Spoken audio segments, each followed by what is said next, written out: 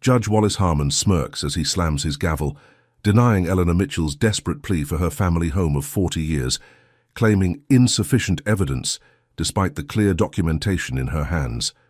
The courtroom falls silent as a tall man rises from the back, badge glinting under fluorescent lights. "This proceeding is now under federal investigation," announces Special Agent Marcus Mitchell. Judge Harmon's face drains of color as he realizes the widow he just dismissed is the mother of one of the Bureau's most decorated agents. What will happen when justice and corruption collide? Before we dive into this shocking story, let us know where you're watching from. And if you believe in the power of true justice, hit that like and subscribe button, because tomorrow's episode reveals a government conspiracy you won't believe exists in America today. Eleanor Mitchell had spent her entire life caring for others.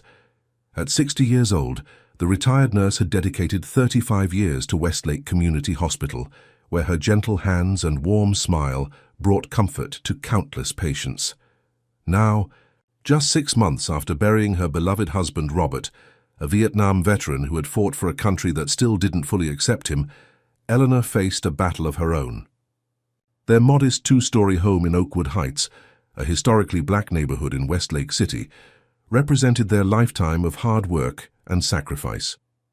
Robert had insisted on paying off the mortgage early, celebrating with champagne 5 years ago when they made the final payment. "This is our legacy, Ellie," he had said, "something no one can ever take away from us." But someone was trying to take it away. Oakwood Heights had become the target of aggressive gentrification. Pinnacle Properties, a development company, owned by Charles Winston, had been buying up homes throughout the neighborhood, demolishing the small family houses to build luxury condominiums that none of the original residents could afford. Winston, a tall, silver-haired man with cold eyes and a politician's smile, was a regular golf partner of Judge Wallace Harmon and a major donor to Mayor Franklin's campaigns. Eleanor first realized something was wrong when she received an official-looking letter claiming her mortgage had been sold to Pinnacle Properties. The letter demanded monthly payments nearly triple what her original mortgage had been. Confused and concerned, Eleanor gathered her documentation and visited First National Bank, where she and Robert had faithfully made payments for 30 years before. Bank manager Thomas Keller, a young white man with an expensive suit and dismissive attitude, barely glanced at her paperwork. "Mrs. Mitchell, I understand this can be confusing for someone your age," he said with a condescending smile. "But the bank records show your mortgage was sold to Pinnacle. Perhaps your late husband handled these matters." When Eleanor insisted the mortgage had been paid in full, Keller suggested she was confused and recommended she consult with family before making accusations. Eleanor left the bank with tears of frustration burning in her eyes, clutching the folder containing the proof of their final payment. Determined to fight, Eleanor visited Community Legal Services, where she met Zoe Taylor, a passionate young attorney just 2 years out of law school. Zoe, with her bright eyes and fierce determination, listened carefully as Eleanor explained her situation. Unlike Keller, Zoe examined Eleanor's documentation thoroughly, her expression growing increasingly troubled. "Mrs. Mitchell, your paperwork is in perfect order. The mortgage was completely paid off. This transfer to Pinnacle Properties is fraudulent." Over the next 2 weeks, Zoe discovered a disturbing pattern. 23 elderly black homeowners in Oakwood Heights had received similar letters. All had paid off or nearly paid off homes. All were being pressured to make payments to Pinnacle or face eviction. With Zoe's help, Eleanor filed a lawsuit against Pinnacle Properties, challenging the fraudulent transfer and seeking an injunction to stop any eviction proceedings. It seemed like a victory when the court accepted the case. But that night, Eleanor received the first threatening phone call. "Drop the lawsuit or you'll regret it," said a muffled voice before hanging up. The next morning, she found her mailbox smashed, the words, "Know Your Place," spray-painted across her front steps. When she called the police, the officer who responded took minimal notes and suggested it was probably just neighborhood kids. He left without dusting for fingerprints or checking for security camera footage from nearby homes. Eleanor sat alone in her kitchen that evening, Robert's military photo watching over her from the wall, wondering if she had the strength to continue this fight.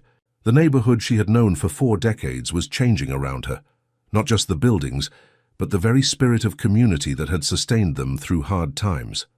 She wouldn't call Marcus. Her son had important work to do in Washington, dangerous undercover assignments that required his full attention. This was her battle to fight, and despite her fear, Eleanor Mitchell had never been one to back down. Marcus Mitchell was the kind of FBI agent that criminals feared and colleagues respected. At 38, he had already built a reputation within the Bureau as relentlessly effective, with an uncanny ability to infiltrate even the most guarded criminal operations. His current assignment in Washington, D.C. had him deep undercover investigating a network of white-collar criminals with connections to political power players. His weathered face, intense brown eyes, and the small scar along his jawline from a childhood accident gave him a naturally intimidating presence that served him well in his work. But to Eleanor, he would always be her little boy who collected fireflies in mason jars and wanted to be a superhero. It had been nearly 2 years since Marcus had been able to visit home. His undercover work meant limited contact with family, for their safety as much as his own. Their weekly phone calls were brief and carefully worded, with Eleanor never burdening him with her troubles. She was too proud and too protective for that. The break-in happened on a Tuesday night, while Eleanor was at her church prayer group. She returned to find her back door splintered open, drawers emptied onto the floor, and her filing cabinet ransacked. Most disturbing of all, the folder containing her mortgage documents and the paperwork for her lawsuit against Pinnacle Properties was missing. The responding officers took a report, but made it clear this wouldn't be a priority case. Property? Crime? One officer muttered to his partner, not quite quietly enough. Probably looking for prescription drugs. Zoe helped Eleanor install security cameras and reinforce her doors, using funds from the Legal Aid Society. "They're trying to intimidate you because you're fighting back," Zoe said, as she helped Eleanor clean up the mess. "This means we're on the right track." Together, they reconstructed the missing documentation, obtaining certified copies from the county records office. As word of Eleanor's lawsuit spread, other affected neighbors began to contact her.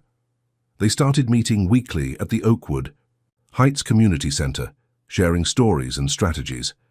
Many had faced similar intimidation tactics. Mrs. Washington, who lived 3 doors down, had received dead rats in her mailbox. Mr. Johnson, a retired postal worker, had his car windows smashed the day after he filed his own complaint against Pinnacle. The community organized a protest outside Pinnacle Properties' downtown office, with 30 residents carrying signs reading, "Stop the Fraud" and "Homes Not Profits." Local news channel WLC7 covered the protest, but the story that aired was barely recognizable to those who had participated. The reporter described them as disgruntled residents disrupting business and gave Charles Winston a full minute to explain how Pinnacle was revitalizing a deteriorating neighborhood. Winston, impeccably dressed and smoothly articulate, expressed concern about outside agitators stirring up trouble in what is simply a routine business matter. Marcus was wrapping up his case in Washington when he caught the news clip on a hotel television. He immediately recognized his mother among the protesters, though the camera quickly cut away from her. Despite her composed expression, Marcus knew the subtle signs of strain in the set of her shoulders and the tightness around her eyes. Something was wrong. He called her that evening, casually asking about the neighborhood and her health. "Everything's fine, baby," Eleanor assured him, her voice betraying nothing. "Just the usual changes around here, you know how it goes. When are you coming to visit? It's been too long."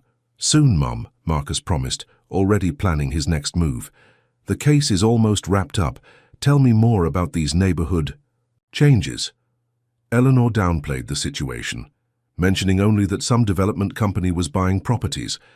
But in her carefully chosen words, Marcus heard what she wasn't saying. As soon as they hung up, he contacted his supervisor to request immediate leave. 3 days later, without telling Eleanor, he was on a flight to Westlake City. Have you ever wondered what lengths you would go to protect your family from injustice? Comment number 1, if you believe Marcus is right to investigate without telling. His mother, Or number 2, if you think he should have been honest about his concerns. Hit that like button if you've ever witnessed someone standing up against discrimination in your community, and subscribe to see more stories of courage in the face of overwhelming odds. What will Marcus discover when he begins digging into the corruption in his hometown? And how far will Pinnacle Properties go to silence those who stand in their way? Marcus arrived in Westlake City under the cover of night, checking into a motel on the outskirts of town rather than going straight to his mother's home. Years of undercover work had taught him the value of discretion. He needed to assess the situation before making his presence known even to Eleanor. The next morning, he drove a rental car to a coffee shop with a view of Pinnacle Properties' sleek downtown office, observing the comings and goings while appearing to work on his laptop. By noon, he had identified Charles Winston, matching the developer's face to online photos. The man exuded confidence as he stepped from his black Mercedes, flanked by 2 security personnel who scanned the surroundings with practiced efficiency. Marcus noted Winston's lunch meeting with 2 men whose faces he couldn't quite see from his vantage point, but whose expensive suits and authoritative postures suggested positions of power. That afternoon, Marcus reconnected with his childhood friend, Detective James Harris. They met at a fishing spot outside town, where they had spent countless teenage afternoons, ensuring privacy for their conversation. James had stayed in Westlake, joining the police force right out of college, driven by the same desire to protect his community that had led Marcus to the FBI. "Man, it's good to see you," James said, embracing Marcus before his expression turned serious. "But I'm guessing this isn't just a social call." Marcus confirmed his suspicions about the situation in Oakwood Heights. James's face darkened as he explained the department's internal dynamics. "Chief Reynolds has made it crystal clear that complaints from Oakwood Heights are to be treated as low priority," James revealed, checking over his shoulder despite the isolated location. "Any officer who pushes too hard gets assigned to the worst shifts or sent to direct traffic at construction sites. The message is clear." "How far up does this go?" Marcus asked. "All the way," James replied grimly.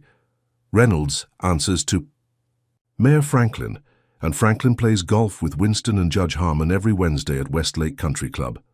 Over the next 3 days, Marcus conducted his own investigation, carefully avoiding being seen in his mother's neighborhood. What he discovered was far worse than he had imagined. Pinnacle Properties had systematically targeted 28 elderly black homeowners throughout Oakwood Heights, all with substantial equity in their homes. The pattern was identical in each case: falsified documents showing mortgage transfers, followed by demands for inflated payments, and finally, eviction proceedings when payments weren't made. Most disturbing was the paper trail connecting Pinnacle to local officials. Judge Wallace Harmon had presided over 17 eviction cases against Oakwood Heights residents in the past year, ruling in Pinnacle's favor every time despite clear evidence of fraud. Police Chief Reynolds had diverted resources away from investigating reports of vandalism and threats in the neighborhood, and Mayor Franklin had fast-tracked zoning changes to allow for Pinnacle's planned luxury development. Marcus compiled his findings into an anonymous package that he delivered to Zoe Taylor's office, including documentation that would strengthen Eleanor's case. The young attorney was visibly excited when she called Eleanor the next day. "This changes everything," Zoe exclaimed. "Whoever sent this has given us exactly what we need to prove the pattern of fraud. We can expand the suit to include all affected homeowners as a class action." The victory was short-lived. That night, Zoe's office was broken into, her computer stolen and case files scattered across the floor. A note written in red marker was pinned to her desk: "Stop helping troublemakers, or you'll be in trouble yourself." The police response was predictably minimal, with officers suggesting it was just a random break-in, despite the targeted nature of the attack. Meanwhile, Marcus had begun surveillance on Winston and Judge Harmon. Using FBI techniques and equipment he wasn't technically authorized to deploy without official sanction, he photographed them meeting secretly with Mayor Franklin at an exclusive restaurant outside the city limits. Their body language and the precautions they took to avoid being seen together confirmed his suspicions about a coordinated conspiracy. The stress began to take a physical toll on Eleanor. After a community meeting where Charles Winston himself made a surprise appearance to address concerns, offering insulting buyout terms well below market value, Eleanor collapsed in her kitchen. Her neighbor found her and called an ambulance. At the hospital, doctors diagnosed dangerously high blood pressure and kept her overnight for observation. Marcus nearly broke his cover to visit her, but restrained himself when he learned Zoe was with her. His mother's health was now at stake, raising the urgency of his investigation. As Eleanor lay in her hospital bed, Marcus vowed that the people responsible would face justice, no matter how powerful they believed themselves to be. Eleanor's case against Pinnacle Properties was suddenly fast-tracked through the court system with suspicious speed. Most civil cases in Westlake County Court lingered on the docket for months before receiving a hearing date, but Eleanor's lawsuit was scheduled for a preliminary hearing just 2 weeks after her hospital stay. Even more troubling, the case was assigned to Judge Wallace Harmon, despite procedural rules that should have placed it with Judge Martinez, who was next in the rotation for civil cases. Zoe immediately filed a motion requesting Judge Harmon's recusal, citing his social and business connections to Charles Winston as clear conflicts of interest. The young attorney arrived at the recusal hearing with meticulous documentation of Judge Harmon's previous rulings in Pinnacle-related cases, demonstrating a pattern of bias that would be difficult for any objective observer to dismiss. Judge Harmon, a thin man with steel-gray hair and cold blue eyes, listened to Zoe's presentation with barely concealed disdain. When she finished, he leaned forward, removing his glasses to stare directly at her. "Ms. Taylor, your insinuations are not just unfounded but border on contempt of court," he said, his voice carrying the refined accent of old money. "My relationships outside this courtroom have no bearing on my judicial decisions. Your motion is denied, and I caution you against raising such spurious objections in the future if you wish to continue practicing law in my courtroom." The threat was unmistakable. Zoe glanced at Eleanor, who sat straight-backed and dignified despite her recent health scare, and made a decision. "For the record, Your Honor, we maintain our objection and reserve the right to raise this issue on appeal." Judge Harmon's eyes narrowed dangerously, but before he could respond, the courtroom doors opened. Representatives from the Westlake Civil Rights Coalition filed in, led by Reverend Calvin Turner, a respected community leader. They filled the visitor section, their presence a silent statement of support and scrutiny. Outside the courtroom, Marcus watched from a distance as Reverend Turner spoke to reporters about the coalition's decision to monitor the proceedings. His FBI supervisor had reluctantly agreed to let him investigate unofficially after Marcus shared redacted versions of his findings, careful to omit details that would reveal his personal connection to the case. "This isn't just about one woman's home," his supervisor had conceded. "If what you've found is accurate, it's systematic civil rights violations with government complicity. But Mitchell, you're walking a tightrope here. No official bureau involvement until you have irrefutable evidence." Marcus's investigation had yielded disturbing results. Judge Harmon had presided over 48 similar cases brought by black homeowners against various developers, including Pinnacle Properties. In every single case, he had ruled against the homeowners, often dismissing clear evidence and imposing punitive costs that drove several families into bankruptcy. The pattern was too consistent to be coincidence, but Marcus needed more to trigger an official FBI investigation. He needed to follow the money, find the kickbacks that would prove corruption rather than merely suggest bias. His methodical work was interrupted by an urgent call from Zoe. Eleanor had received an eviction notice, delivered by sheriff's deputies, giving her just 72 hours to vacate her home of 40 years. The notice cited an emergency order signed by Judge Harmon, claiming immediate possession necessary to prevent property deterioration. "He's bypassing normal procedure," Zoe explained, her voice tight with anger. "This should be impossible. That before our case is even heard. It's like they're not even pretending to follow the law anymore." The community mobilized quickly. By nightfall, 30 neighbors had formed a human chain around Eleanor's house, singing hymns and civil rights anthems as local news cameras captured the scene. Marcus watched the coverage from his motel room, pride in his mother's community, mixing with fear for their safety. His concern proved warranted when police arrived the next morning in riot gear, citing unlawful assembly and threatening arrests. The standoff grew tense as officers advanced toward the peaceful protesters, batons ready. Only the timely arrival of news crews from the state capital prevented violence, the additional witnesses causing the police captain to order his officers to stand down temporarily. How would you react if your home was being stolen through a corrupt legal system? Comment number 1 if you would fight through the courts like Eleanor, number 2 if you would take more direct action like Marcus, or number 3 if you'd be among the neighbors forming that human chain of protection. If you believe our justice system should work equally for everyone regardless of race or wealth, hit that like button and subscribe to see more stories that expose the ongoing fight for true equality in America. What evidence will Marcus uncover about the money behind this conspiracy? And as the eviction deadline approaches, will Eleanor be forced from her home before justice can prevail? While Eleanor's community stood guard at her home, Marcus intensified his investigation, working 18-hour days to unravel the financial web connecting Pinnacle Properties to Judge Harmon and other city officials. Using FBI database access that he was stretching the limits of his authorization to employ, he traced a complex network of shell companies and offshore accounts designed to hide the flow of money. Pinnacle Properties, despite its local focus, maintained banking relationships in the Cayman Islands and Luxembourg. These accounts received regular transfers from Winston Real Estate Holdings, Charles Winston's primary company.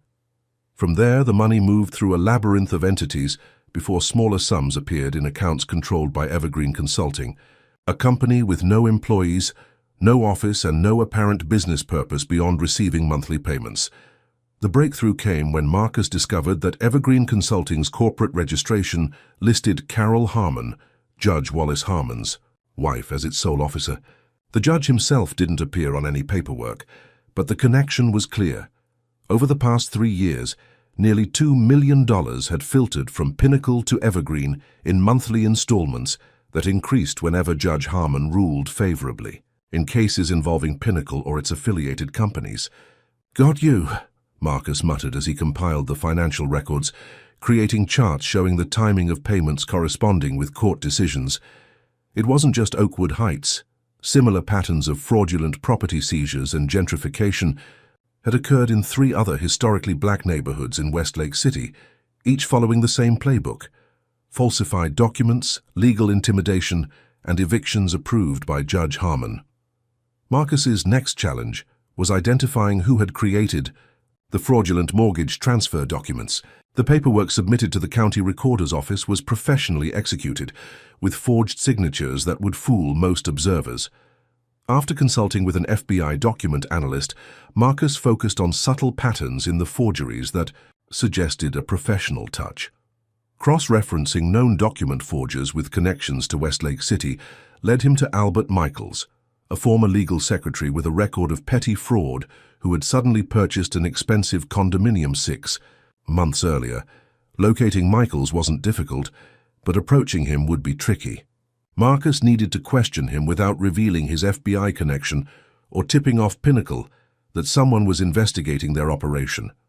He settled on posing as a potential client, contacting Michaels through an encrypted messaging app commonly used in certain criminal circles. Their meeting was set for the following evening at a bar on the outskirts of town. Marcus arrived early, selecting a booth with a view of both entrances and minimal exposure to security cameras. Michaels walked in 30 minutes late, a nervous man with thinning hair and expensive clothes that didn't quite fit his frame, suggesting recent wealth, but Marcus never got the chance to question him. As he watched, Michaels received a text message, glanced around frantically, and rushed out of the bar. Marcus followed at a distance, tracking him to his apartment building. He considered approaching directly but decided to wait until morning, when Michaels might be less suspicious. The decision haunted him when he learned the next day that Albert Michaels had been found dead in his apartment, an apparent suicide by hanging. The police report noted a typed suicide note expressing remorse for unspecified professional misconduct and financial troubles despite his recent purchases. No autopsy was ordered due to the clear circumstances of death. Marcus immediately recognized the hallmarks of a staged suicide. The timing was too convenient, the note too vague, and the lack of autopsy too convenient for Pinnacle and their allies. He was certain Michaels had been murdered to eliminate a potential witness, but proving it would be nearly impossible without official FBI involvement. Meanwhile, Eleanor faced escalating intimidation. Police cruisers parked outside her home at all hours, officers taking photographs of everyone who visited her. When she went grocery shopping, store employees who had known her for decades suddenly refused to serve her, admitting later they had been threatened with health code violations if they continued to do business with certain troublemakers. Community support began to waver as the pressure increased. Several neighbors who had initially joined the human chain protecting Eleanor's home stopped participating, citing threats to their jobs or children's safety. Even Reverend Turner received a visit from tax auditors the day after he spoke at a rally supporting Eleanor. "They're isolating her," Marcus told Zoe during a brief, carefully arranged meeting in a park 3 miles from Eleanor's neighborhood. "It's a classic intimidation strategy. Cut the target off from support systems, make them feel alone and hopeless." "She's stronger than they realize," Zoe replied, though worry lined her face. "But we're running out of time. The court hearing is in 3 days, and Judge Harmon has made it clear he intends to rule against her regardless of evidence."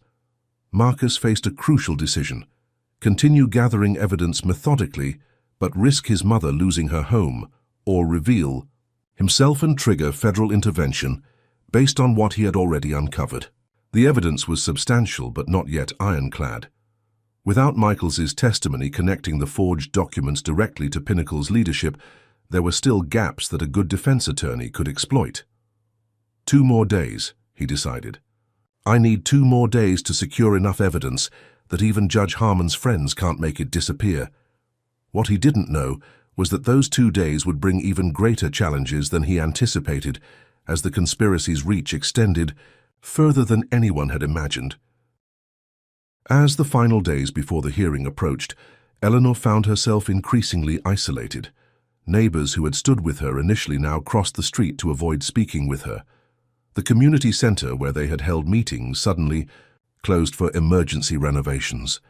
Even local businesses that had served the neighborhood for generations displayed right-to-refuse service signs when she entered. Most painful of all was Sunday morning, when Eleanor arrived at New Hope Baptist Church, where she had been a member for 53 years. She had taught Sunday school, organized food drives, and sung in the choir since she was a teenager. But as she approached her usual pew, Pastor Williams intercepted her with an uncomfortable expression. "Sister Eleanor," he said quietly, glancing at several well-dressed members of the church board who watched from the doorway. "Perhaps we could speak privately for a moment." In his office, Pastor Williams struggled to meet her eyes as he explained that certain influential members had expressed concerns about her divisive legal matters, creating tension in the congregation. "Just until this situation resolves," he suggested weakly, "perhaps you could take a break from choir duties and maybe worship at home for a few Sundays. For the sake of church unity."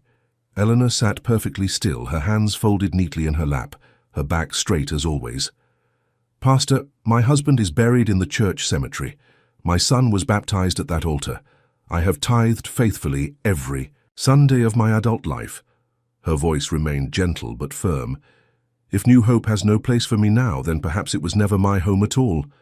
She walked out with dignity, her Sunday hat perfectly straight, nodding politely to stunned congregants as she passed. Only when she reached her car did she allow a single tear to fall, quickly brushed away as she drove home alone. Marcus witnessed his mother's isolation from afar, his rage building with each new indignity she suffered. He channeled that anger into his investigation, working through the night to compile his evidence into a format that would meet FBI standards for intervention. The next morning, he took his greatest risk yet, traveling to Atlanta to meet with FBI Regional Director Sandra Phillips. Director Phillips reviewed his evidence with a practiced neutral expression, occasionally asking sharp questions that tested the thoroughness of his work. When she finally looked up from the files, her assessment was direct. This is compelling, Agent Mitchell, but still circumstantial in key areas. The financial connections are strong, but without testimony linking the judge directly to knowledge of the fraud, defense attorneys will claim his wife's business dealings were separate from his judicial decisions. People are losing their homes right now, Marcus argued. My mother could be evicted in 48 hours. Director Phillips raised an eyebrow. Your mother? You didn't mention a personal connection. Marcus realized his mistake too late. I should have disclosed that immediately. I apologize for the oversight. This changes things significantly, Agent Mitchell. You're personally involved, which compromises your objectivity and potentially any evidence you've gathered. After a tense discussion, they reached a compromise. The FBI would continue investigating independently, but would not intervene before Eleanor's hearing, unless Marcus provided definitive evidence of criminal conspiracy. His unauthorized use of FBI resources would be overlooked given the apparent civil rights violations, but he was officially on leave until the case concluded.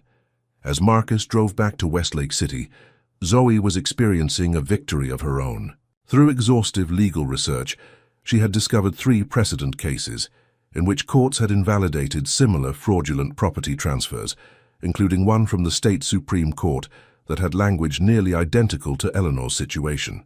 The cases weren't widely known, having been decided before digital cataloging became standard, but they provided strong legal ground for their arguments. Her satisfaction was short-lived. That evening, as she drove home from her office, her car suddenly became difficult to control. The vehicle pulled sharply to the right, nearly sending her into a concrete barrier before she managed to bring it to a stop on the shoulder. The mechanic who examined her car found evidence of tampering with the brake lines. When she filed a police report, the officer dismissively concluded there was no evidence of foul play, despite the mechanic's written statement. The incident confirmed what Marcus already knew. The opposition was growing desperate, and therefore more dangerous. Judge Harmon had scheduled the emergency hearing with minimal notice, clearly attempting to catch Eleanor's team unprepared. The accelerated timeline, the escalating intimidation, the attempt on Zoe's life all pointed to an operation unraveling. Under scrutiny. People were making mistakes which created both opportunity and danger. Local reporter Aisha Johnson had begun asking questions after covering the human chain around Eleanor's home. Her initial story had been edited by station management to downplay the community support, but she had continued investigating independently. She reached out to Zoe requesting an interview with Eleanor for a potential investigative piece. Marcus intercepted the message through his surveillance of Zoe's communications, recognizing both opportunity and risk. Media attention could provide protection through visibility, but also might provoke more aggressive retaliation. After careful consideration, he decided not to interfere, trusting his mother's judgment if she chose to speak with the reporter. On the evening before the hearing, Marcus made his final decision. He would attend in disguise, prepared to reveal himself as an FBI agent if Judge Harmon ruled against his mother. The evidence he had gathered might not be enough for a conviction yet, but it would be sufficient to trigger a formal investigation that would temporarily halt any eviction proceedings. He didn't tell Eleanor about his plan. If she knew he was risking his career to protect her, she would refuse to let him make that sacrifice. His mother had spent her life protecting others. Tomorrow, it would be his turn to protect her. Would you risk your career to fight injustice affecting your family? Comment number 1 if you believe Marcus should reveal himself as an FBI agent in court. Number 2, if you think he should continue gathering evidence without exposing his identity. Or number 3, if you think there's another approach he should consider. If you've ever witnessed corruption in your community and wished someone would take a stand, hit that like button and subscribe to see more stories about everyday heroes fighting against systemic injustice. What will happen when Eleanor finally faces Judge Harmon in court? Will Marcus's evidence be enough to stop the powerful forces aligned against his mother? And how far will Charles Winston go to silence those standing in the way of his profitable development plans. The Westlake County Courthouse stood imposingly in the center of downtown, its classical columns and stone steps designed to convey authority and permanence. On the morning of the hearing, Eleanor Mitchell arrived early, dressed in a navy blue suit that had been her courtroom attire during 30 years of nursing expert testimony. Her silver hair was styled in a neat bun, pearl earrings catching the light as she climbed the steps with dignified determination, Zoe Taylor at her side. Carrying a briefcase filled with documentation, the atmosphere inside was immediately hostile. Court officers who typically greeted regular visitors with polite nods barely acknowledged Eleanor's presence, directing her to the security line with curt gestures. One officer made a show of searching her purse extensively, removing items and examining them with exaggerated scrutiny, while others passed through with minimal inspection. "Stay calm, Mrs. Mitchell," Zoe whispered. "They're trying to rattle you before we even begin." The courtroom itself reinforced the power imbalance. Pinnacle Properties had assembled a team of 5 attorneys in expensive suits, their table, covered with neatly organized binders, and a sleek laptop displaying presentation materials. Charles Winston sat confidently behind them, exchanging familiar nods with several court officials. By contrast, Zoe sat alone beside Eleanor at the plaintiff's table, their modest stack of documents dwarfed by the opposition's display. Marcus slipped in just as proceedings began, taking a seat in the back row. He wore glasses, a slightly different hairstyle and business attire that helped him blend in with other observers. From his position, he could see his mother's straight back, her hands folded calmly on the table before her. Pride swelled in his chest at her composure, despite everything she had endured. Judge Harmon entered, and the familiar call to rise echoed through the room. The judge's cold eyes swept over the assembled crowd, lingering briefly on the few community members who had dared to attend in support of Eleanor. He took his seat with an air of impatience, as though the proceedings were a minor inconvenience in his busy day. "We're here in the matter of Mitchell versus Pinnacle Properties regarding disputed property ownership," he announced, shuffling papers without looking up. "Given the emergency nature of this hearing and limited court time, I'll be strictly controlling presentations. Ms. Taylor, you have 15 minutes to present your client's case." Zoe stood, her expression betraying nothing of the unfairness of allocating just 15 minutes for a case of this complexity. "Your Honor, we have extensive documentation demonstrating that Mrs. Mitchell's mortgage was fully satisfied 5 years ago, making the alleged transfer to Pinnacle Properties fraudulent on its face." She barely managed 2 sentences before Judge Harmon interrupted. "Counselor, please stick to admissible evidence. Allegations of fraud are serious and require substantial proof." This pattern continued throughout Zoe's presentation. Each time she attempted to introduce key evidence, the judge interrupted with procedural objections or dismissive comments. When she tried to reference similar cases affecting other Oakwood Heights residents to establish a pattern, Judge Harmon cut her off sharply. "This hearing concerns only your client's specific property. Other cases are irrelevant and potentially prejudicial." Meanwhile, Pinnacle's lead attorney, Richard Donovan, nodded approvingly at each interruption. The contrast became even more stark when Donovan rose to present Pinnacle's side. Judge Harmon listened attentively, asking clarifying questions that allowed Donovan to expand on his points. When Donovan offered hearsay evidence about conversations with bank officials not present in court, the judge accepted it without objection.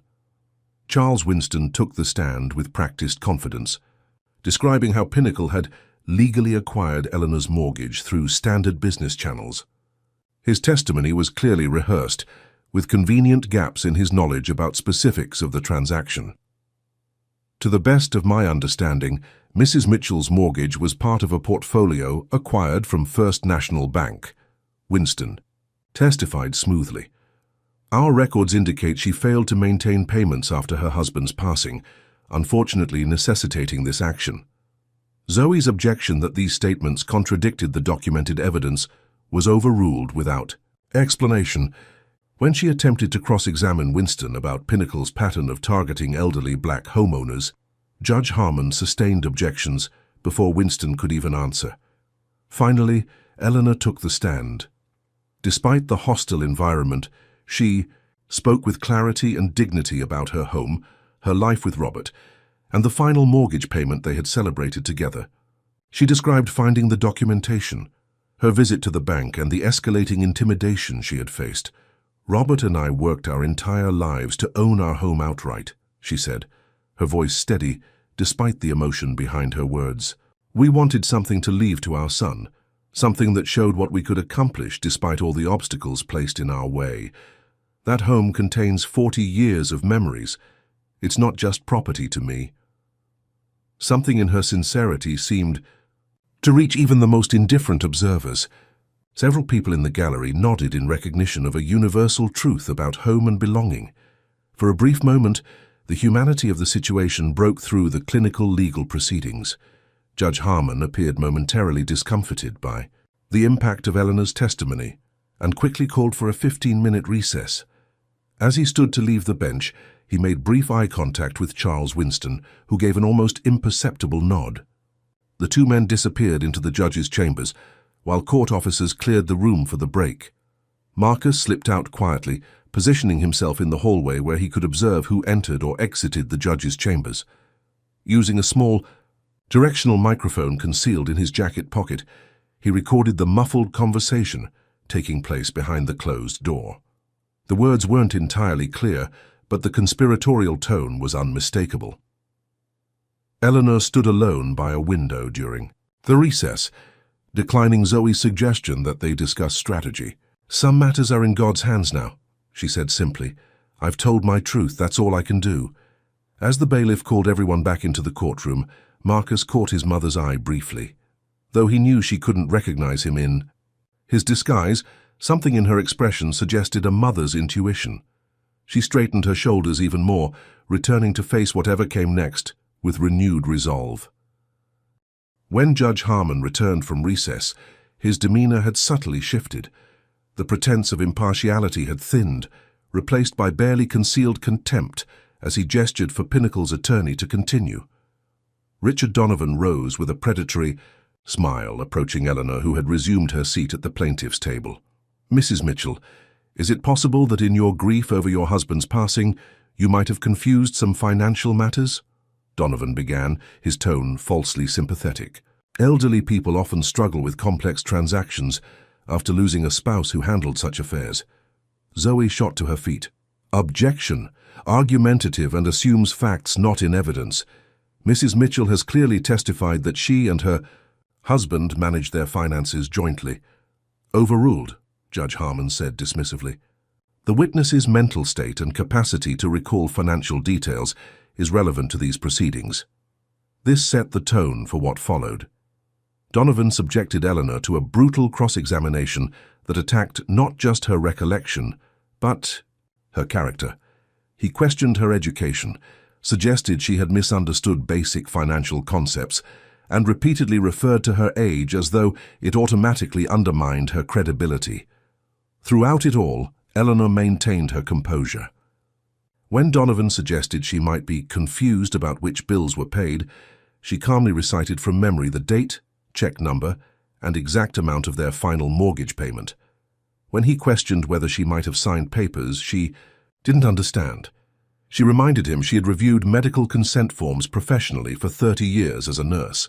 "Mr. Donovan," she said with quiet dignity when he pressed particularly hard, "I may be 60 years old, but my mind is clear, my memory is sound, and I know when something that belongs to me is being taken unjustly." From his seat, Marcus could see the courtroom observers responding to his mother's steadfast testimony. Even one of the court reporters had stopped typing momentarily, moved by Eleanor's words.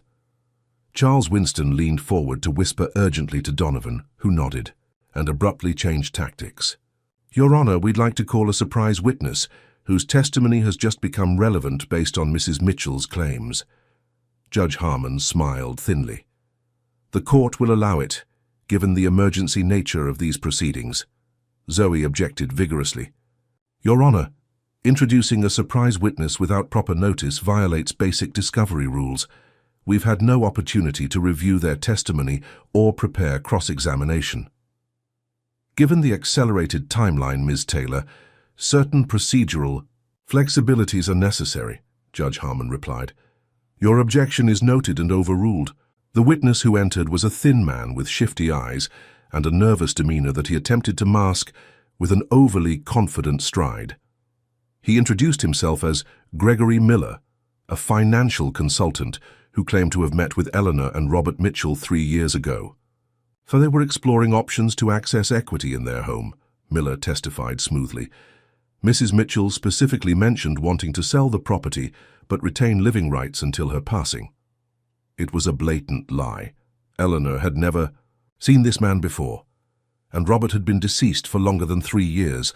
Moreover, Marcus recognized the witness immediately as Thomas Reed, a known associate of fraudulent real estate schemes in 3 states. Reed had changed his appearance slightly, but his distinctive speech pattern and nervous habit of touching his left ear when lying were unmistakable. Zoe, though not recognizing the witness's true identity, skillfully dismantled his testimony. Through cross-examination, she established that he had no documentation of these alleged meetings, couldn't describe the interior of the Mitchell home he had supposedly visited multiple times, and was unable to provide basic details about Robert Mitchell that anyone who had actually met him would know. "And where exactly did these meetings take place, Mr. Miller?" Zoe asked. "In their living room," he answered confidently. "Could you describe the color of their living room walls?" His confidence faltered. White? Or maybe beige? And the large distinctive item hanging on the main wall? A family portrait." Zoe smiled slightly. "The Mitchell's living room is painted sage green, and they have a 3-foot carved wooden cross that Mr. Mitchell made himself on the main wall. It's the first thing anyone notices when entering the room." Reed's testimony crumbled further, under Zoe's precise questioning, but Judge Harmon intervened before the damage became too severe. "We've spent enough time on this witness," he announced. "Ms. Taylor, conclude your cross-examination." "One final question," Zoe said, turning back to Reed. "What is your relationship with Pinnacle Properties or Charles Winston?" "Objection!" Donovan shouted. "Irrelevant and assumes facts not in evidence." "Sustained," Judge Harmon ruled immediately. "The witness is excused." As Reed hurried from the courtroom, Marcus discreetly photographed him with a pen camera, planning to forward his real identity to Zoe as soon as possible. But before he could act, Judge Harmon made a surprising announcement. "I believe I've heard sufficient testimony to make a ruling in this matter," he said, ignoring Zoe's protest that she had additional witnesses and evidence to present. "Given the time-sensitive nature of this dispute and the court's busy calendar, I'll issue my decision immediately." The abrupt move to judgment confirmed what Marcus already knew. The entire proceeding had been orchestrated from the beginning. Judge Harmon had no intention of allowing a fair hearing, regardless of the evidence presented. Have you ever witnessed someone stand firm in their truth despite overwhelming pressure to back down? Comment number 1 if you admire Eleanor's dignity under such aggressive questioning. Number 2 if you think Zoe should have objected even more strongly to the procedural violations. Or number 3 if you believe Marcus should have intervened immediately when the false witness appeared. Hit that like button if you've ever felt that power and privilege can distort justice, and subscribe to see more stories that expose how courage can challenge corrupt systems. What devastating ruling will Judge Harmon deliver? Will Marcus finally reveal his identity to stop this mockery of justice? And what evidence did his hidden microphone capture during that secret meeting between the judge and Charles Winston?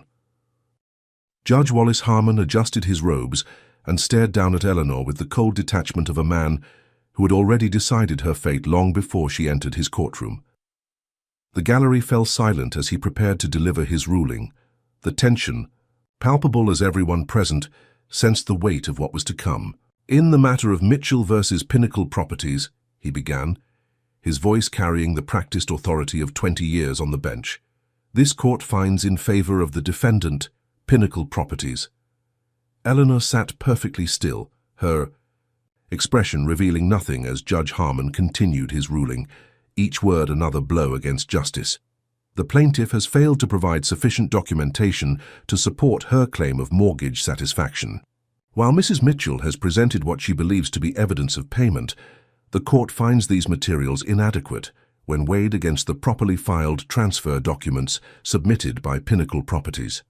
Zoe began writing rapidly, documenting each legally questionable statement for the appeal she already knew would be necessary. Judge Harmon continued, his ruling growing more punitive with each sentence. Furthermore, the court finds Mrs. Mitchell's recollection of events to be inconsistent and potentially compromised by her advanced age and the emotional distress of widowhood. Mr. Miller's testimony suggests she may have entered into agreements she now fails to recall. The coded racism and sexism in his words were barely disguised. The reference to advanced age, despite Eleanor's obvious mental acuity, the dismissal of her documentation as inadequate while accepting Pinnacle's clearly suspicious paperwork, the implication that as a widow she was incapable of understanding her own financial affairs, all of it reflected biases that had nothing to do with law and everything to do with power. Therefore, this court upholds Pinnacle Properties' right to immediate possession of the property at 1432 Magnolia Street. Mrs. Mitchell is ordered to vacate the premises within 48 hours and to pay Pinnacle Properties' legal fees in the amount of $15,000. Gasps rose from the few community supporters present. The ruling was not just unjust, but unusually punitive, clearly designed to crush Eleanor financially as well as deprive her of her home. Forcing her to pay the opposition's legal fees was a rarely applied measure typically reserved for frivolous lawsuits, not legitimate disputes with substantial evidence. Eleanor finally showed emotion, a single tear tracking down her cheek before she wiped it away with dignified composure.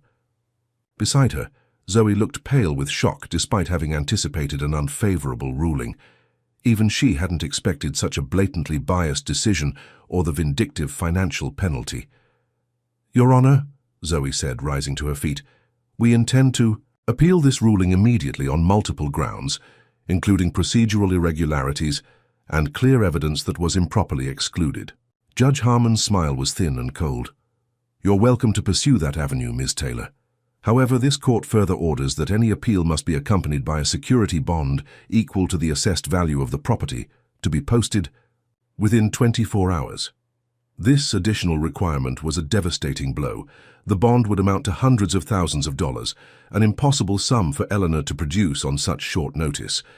It was another calculated move to block her access to justice, effectively eliminating her right to appeal, despite the obvious grounds for challenging the ruling.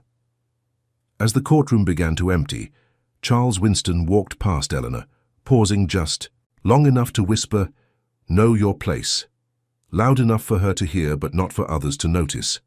The smirk on his face revealed his complete confidence in his victory and the system that protected men like him. The few community members who had attended approached Eleanor with sympathetic touches and whispered encouragements. But their support felt hollow against the magnitude of what she had just lost.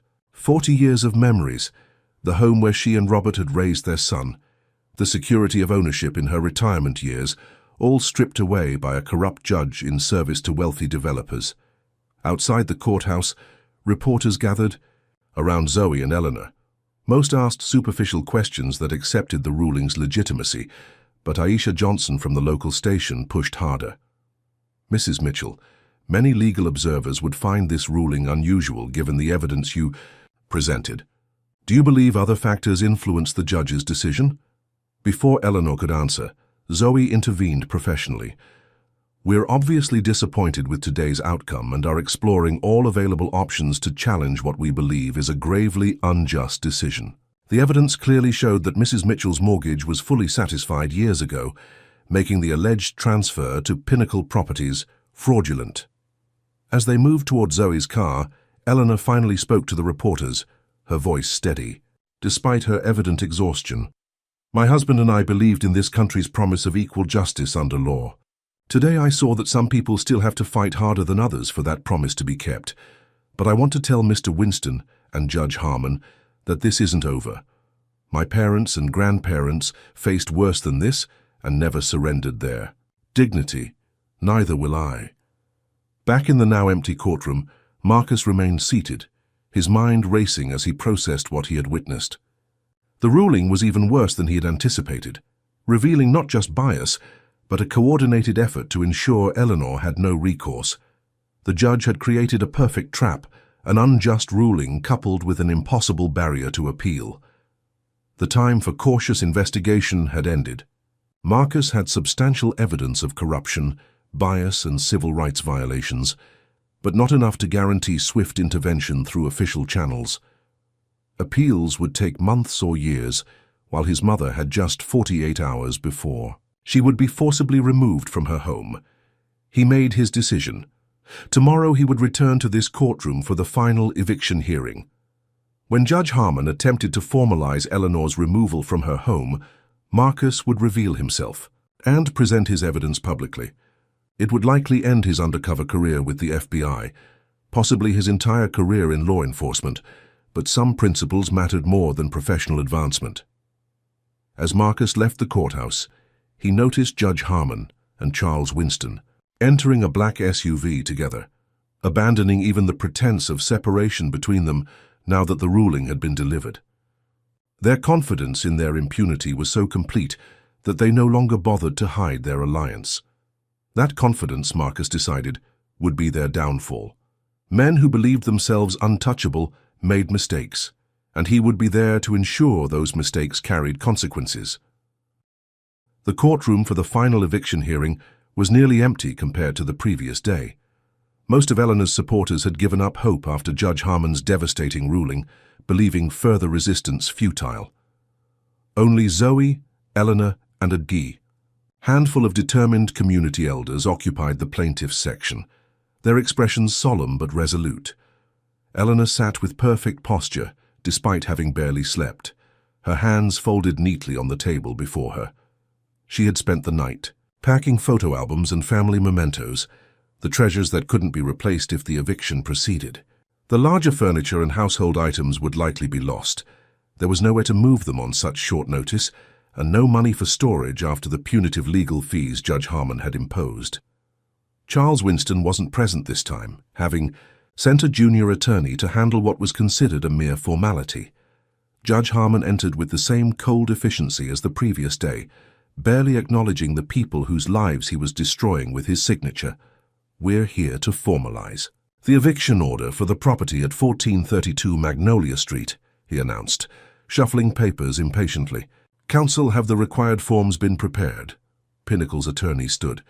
"Yes, Your Honor, we've prepared the final order as directed." Judge Harmon nodded. "Very well. Ms. Taylor, does your client understand she must vacate the premises by 5 p.m. today?"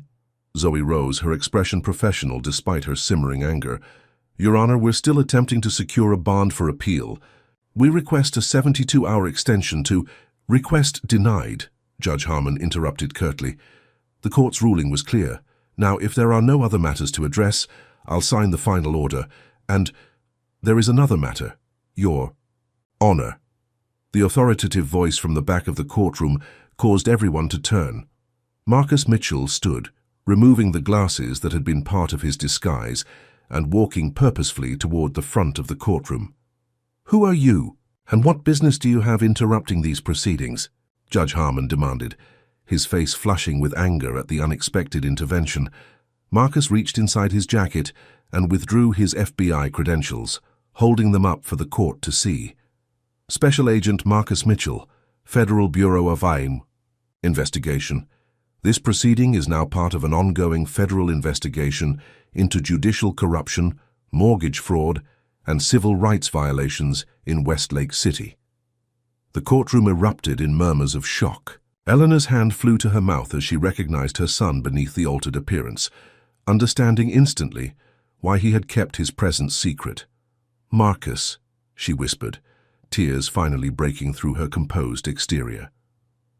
Judge Harmon's face had drained of color, but he quickly attempted to reassert control. "This is highly irregular and inappropriate, Agent Mitchell. If the FBI has concerns, there are proper channels. The FBI has evidence that you, Judge Wallace Harmon, have received substantial kickbacks from Pinnacle Properties through Shell C. Companies controlled by your wife in exchange for favorable rulings in cases involving property in historically black neighborhoods. This is outrageous," Judge Harmon sputtered, banging his gavel. "Bailiff, remove this man from my courtroom." Immediately, the bailiff hesitated, uncertain about confronting a federal agent displaying official credentials. Taking advantage of the moment, Marcus continued, his voice carrying clearly through the now silent courtroom. I have here a federal warrant authorizing investigation of judicial misconduct, signed by Judge Claudia Washington of the Eastern District Federal Court. He held up the document. Additionally, I have evidence that the witness who testified yesterday as Gregory Miller is actually Thomas Reed, a known associate of fraudulent real estate operations with outstanding warrants in 3 states. As if on cue, the courtroom doors opened and 4 FBI agents in suits entered, positioning themselves strategically around the room. Judge Harmon's face contorted with rage and fear as he realized the extent of what was happening. This proceeding, "Here's adjourned," he shouted, attempting to flee to his chambers. "Judge Harmon, you don't want to add evading federal officers to the charges you're facing," Marcus warned calmly. At that moment, Charles Winston burst into the courtroom, having apparently been alerted by his junior attorney. Seeing the FBI agents, he immediately turned to leave, only to find 2 more agents blocking the exit. "Mr. Winston, please remain. We have questions regarding your company's mortgage documentation practices," one agent announced. Winston's practiced confidence crumbled. "I want my attorney present for any questioning. This is harassment based on the unfounded accusations of a disgruntled property owner." Marcus approached the bench, removing a small recording device from his pocket. "Your Honor, perhaps you'd like to explain this conversation you had with Mr. Winston during yesterday's recess." He pressed play and Judge Harmon's voice filled the courtroom. "Don't worry, Charles, I don't care what documentation the old lady has. This ends today, and you'll have the property by tomorrow. Just make sure that offshore transfer happens." "As discussed." Winston's voice replied, "It's already arranged, same account as the Riverdale properties. She doesn't stand a chance." The color drained entirely from Judge Harmon's face as he realized the extent of the evidence against him. "That recording was obtained illegally. It's inadmissible." "Actually," Marcus corrected, "it was obtained under a federal surveillance warrant as part of an ongoing corruption investigation. Perfectly admissible." As FBI agents approached Judge Harmon and Charles Winston, the court clerk and bailiff stepped away, wanting no association with what was clearly a major federal case. Several court officials who had been complicit in the judge's activities suddenly found urgent business elsewhere, slipping out of side doors. "Judge Wallace Harmon, you're being detained for questioning regarding allegations of judicial corruption, accepting bribes, and civil rights violations," announced the lead FBI agent, a stern woman with graying hair at her temples. Simultaneously, another agent approached Winston. "Charles Winston, you're being detained for questioning regarding mortgage fraud, conspiracy, witness tampering, and civil rights violations." As they were led away, reporter Aisha Johnson slipped into the courtroom, capturing the scene on her phone despite a bailiff's half-hearted attempt to stop her. The story would lead the evening news and eventually national broadcasts as the extent of the corruption became public. Eleanor finally rose from her seat, approaching her son with tears streaming down her face. "Marcus, you shouldn't have risked your career for me." Marcus embraced his mother tightly. "Some things matter more than careers, Mom. Dad taught me that. This was never just about your house. It's about justice for everyone they've hurt." As mother and son embraced, Zoe began collecting the court documents, a determined smile replacing her earlier despair. "This changes everything. We'll need to file emergency motions to invalidate all of Judge Harmon's rulings in similar cases." For the first time in months, hope filled the space where fear had reigned. But as Marcus well knew, powerful men rarely surrendered without a fierce counterattack. The victory, sweet as it was, marked only the beginning of an even more dangerous battle. News of Judge Harmon's detainment and the FBI investigation into Pinnacle Properties spread through Westlake City with extraordinary speed. By evening, all local stations had interrupted regular programming for special reports, and national news organizations were sending correspondents to cover what was being described as one of the most blatant cases of judicial corruption and housing discrimination in recent memory. Eleanor became an overnight symbol of resistance against gentrification and corruption. Her dignified presence and articulate interviews provided a compelling human face to the complex issues of housing discrimination and judicial misconduct. Social media filled with supportive messages and calls for justice, many using the hashtag #IStandWithEleanor, that began trending nationally by nightfall. The widespread attention should have offered protection. Instead, it provoked a coordinated counterattack from those whose power and profits were threatened by the exposure. Mayor Franklin called an emergency press conference on the steps of City Hall, surrounded by business leaders and political allies. Dressed immaculately and projecting calm authority, he delivered a carefully crafted message that reframed the entire situation. "What we're witnessing is an unprecedented federal overreach into local governance," the mayor declared, his voice resonating with practiced indignation. "While we respect the FBI's role in investigating genuine criminal activity, this intervention appears politically motivated and based on flimsy evidence provided by individuals with personal grievances." Without directly defending Judge Harmon or Pinnacle Properties, Mayor Franklin shifted the narrative to one of outside interference versus local values. Westlake City has always managed its own affairs according to the wishes of its citizens. This heavy-handed federal intervention threatens the economic revitalization that has brought jobs and prosperity to our community. The subtext was clear to anyone familiar with the coded language often used to defend discriminatory practices. The economic revitalization had come at the expense of black homeowners, and the wishes of citizens referred only to wealthy, white constituents whose interests aligned with developers. The counterattack escalated when Police Chief Reynolds mobilized officers to break up a peaceful demonstration supporting Eleanor and other affected homeowners. Despite the protesters having proper permits, police in riot gear surrounded them, citing public safety concerns and reports of potential violence that no witnesses could corroborate. 23 protesters were arrested, including Reverend Turner and several elderly residents of Oakwood Heights who had come to show solidarity. The police department issued a statement claiming the demonstrators had become hostile and uncooperative, despite video evidence showing entirely peaceful behavior before the police intervention. Marcus discovered that his own position was suddenly vulnerable when his FBI supervisor called with troubling news. "Mitchell, there's pressure coming from above to recall you to Washington," she explained tensely. "Someone with serious influence has suggested your investigation was improperly motivated by personal connections.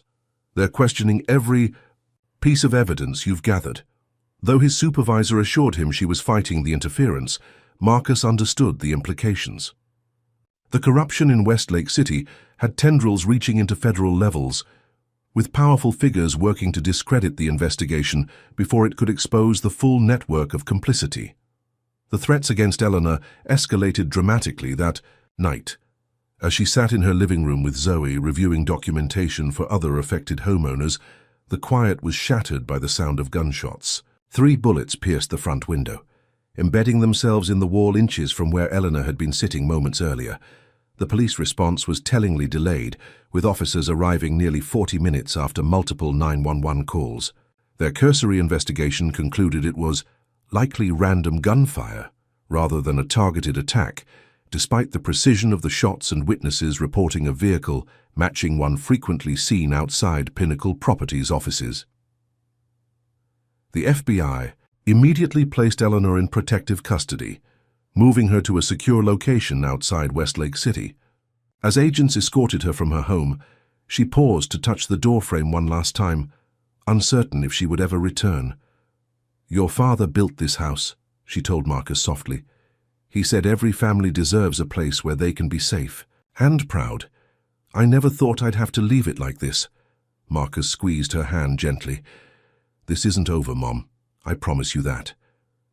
The situation gained unexpected momentum when Judge Melissa Diaz from the neighboring federal district took notice of the case.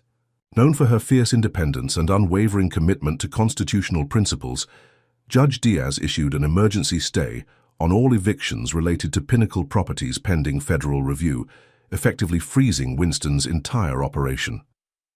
This intervention should have provided breathing room for the investigation to proceed methodically. Instead, it triggered the most dangerous phase of the counterattack. Mayor Franklin and Police Chief Reynolds mobilized political support from state-level officials, including 2 senators and the governor's office. Suddenly, the narrative in certain media outlets shifted to portray the investigation as federal overreach threatening states' rights and local economic development. From his temporary detention, Charles Winston made a series of calls to contacts whose identities remained obscured. Marcus's surveillance team detected the communications but couldn't identify the recipients due to sophisticated encryption. Whatever Winston had set in motion, it involved people with resources and technology far beyond a typical real estate developer's connections.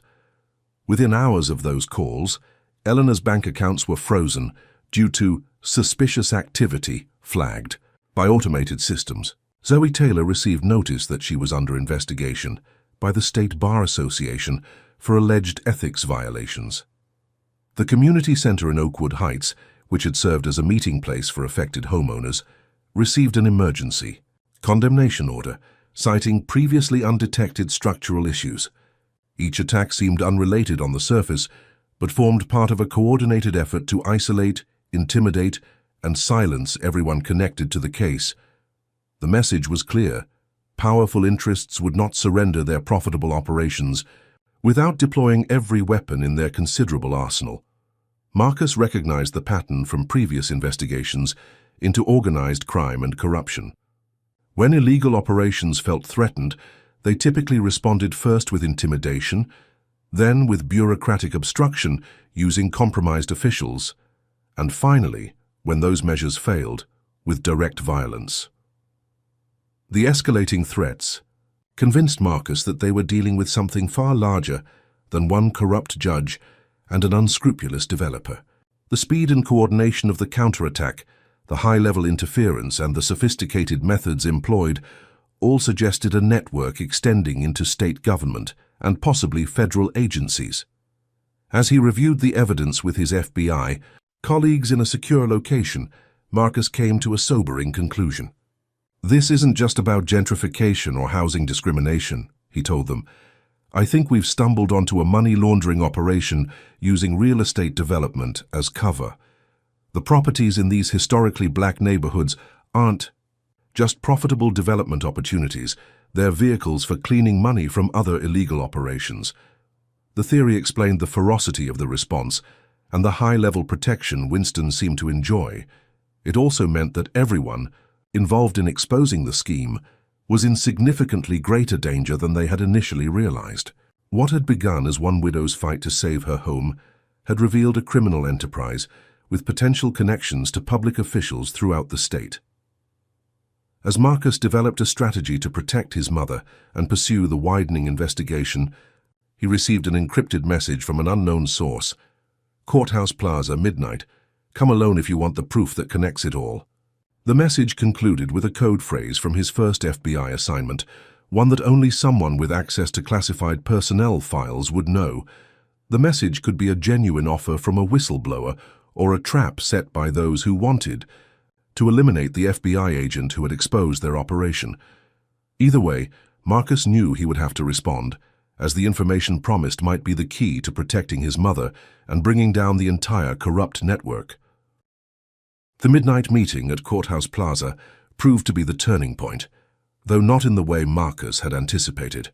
Approaching with extreme caution, he discovered not a single informant, but 3 separate individuals who had independently reached out, each with pieces of evidence they had been too frightened to share through official channels.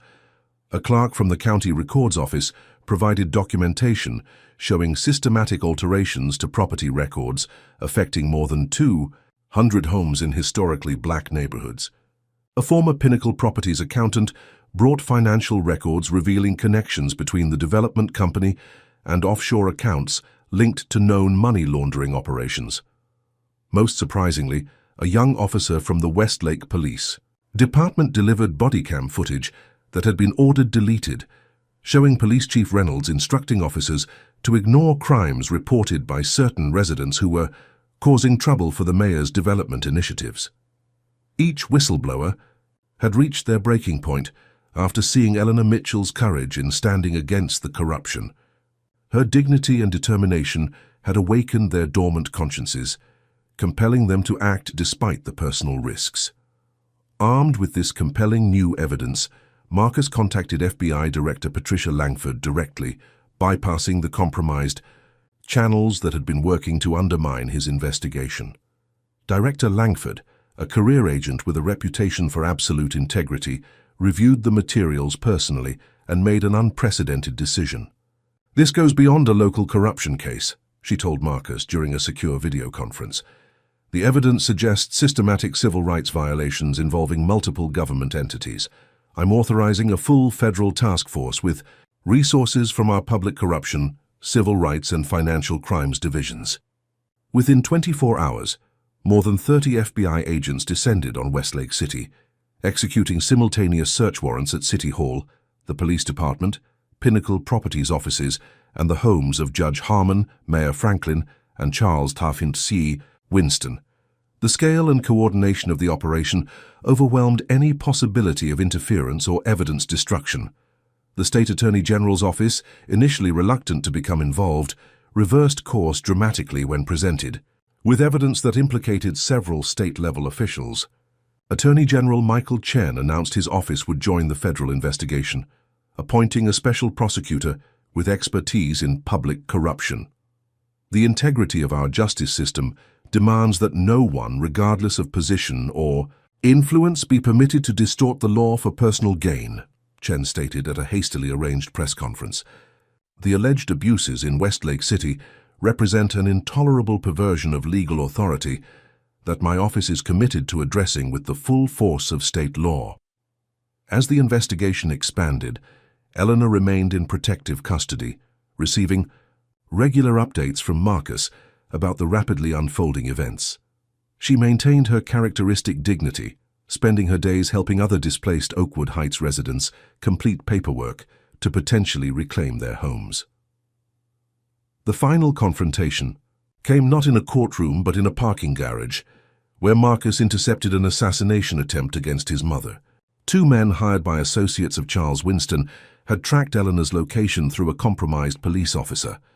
Marcus's training and quick reflexes prevented tragedy, resulting in the capture of hired killers whose subsequent plea deals provided crucial evidence connecting the conspiracy to figures at the state level who had been protecting the operation.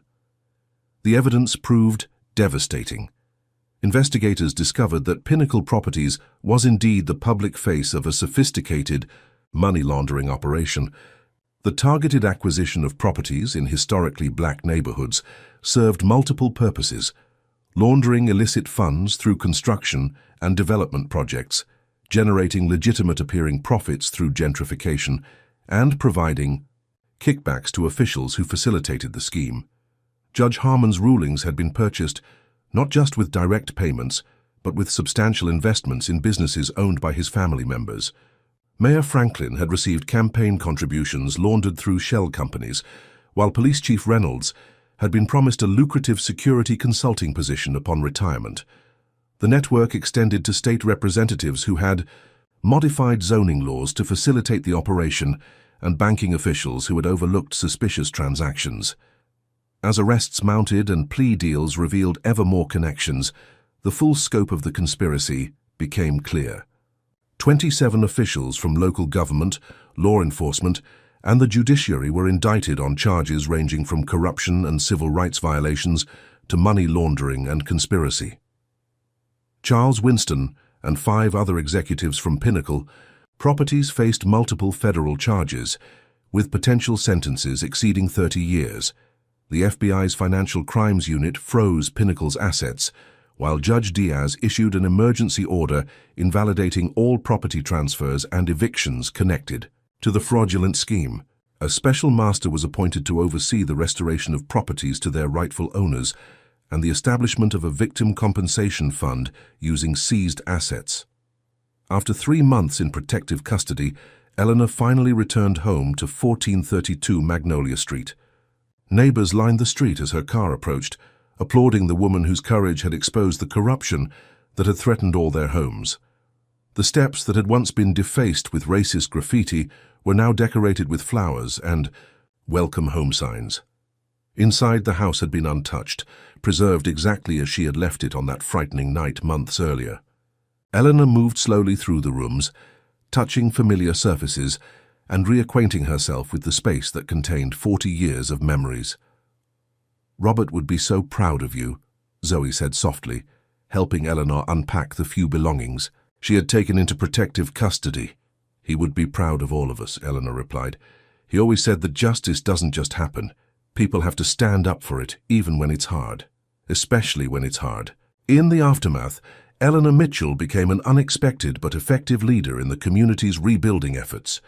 With compensation from the seized assets of Pinnacle Properties and additional funds from civil rights settlements, she established the Oakwood Heights Housing Justice Coalition, helping families reclaim their homes and strengthening protections against future predatory practices. The Justice Department used the Westlake City case to launch a nationwide initiative investigating similar patterns of housing discrimination and corruption in other cities, with Eleanor serving as a consultant and spokesperson. Her experiences informed new federal guidelines for detecting and preventing mortgage fraud targeting vulnerable communities. Marcus Mitchell received the FBI Director's Award for his work in exposing the conspiracy, though he remained characteristically humble about his role. "The real courage was my mother's," he told colleagues. "She stood firm when it would have been easier to walk away, and that stand exposed corruption that had been hurting families for years." He accepted a transfer to the FBI's Civil Rights Division, where his experiences in Westlake City would inform his approach to similar cases nationwide. Though his undercover days were behind him, his new position offered different but equally meaningful opportunities to protect vulnerable communities from systemic abuses.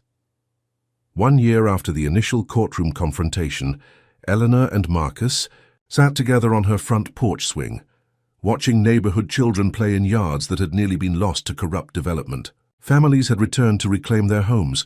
Community gardens had replaced vacant lots where speculative construction had been planned, and a new sense of solidarity united neighbors who had stood together against powerful forces.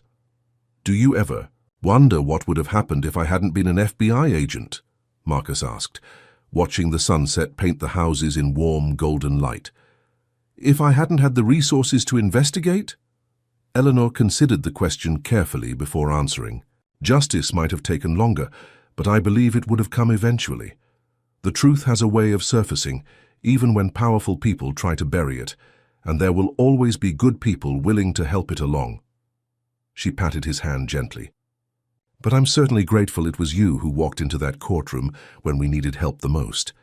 As darkness fell, lights came on in homes throughout Oakwood Heights, homes that remained in the hands of families who had earned them through decades of hard work and perseverance.